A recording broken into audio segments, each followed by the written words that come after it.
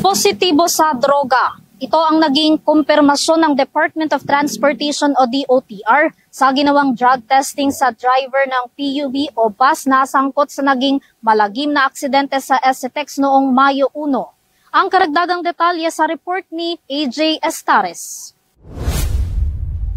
Nagpositibo sa mandatory drug testing ang dalawang bus driver ng Solid North Bus Incorporated na kamakailan lang ay nasangkot sa insidente sa Subic-Clark-Tarlac Expressway o SCTEX ayon sa Department of Transportation o DOTR nitong Biyernes na kinumpirma ni DOTR Secretary Vince Dizon. Ayon sa LTO, ang mga nagpositibo ay maaring makasuhan at maaring maharap sa perpetual revocation ng kanilang lisensya. Sila din ay sasailalim sa confirmatory tests. Sinabi ng DOTR na 46 sa 276 Solid North bus units lamang ang nakita nilang sumusunod sa roadworthiness standards nang sumailalim sa roadworthiness inspection ang mga bus units sa Zambales.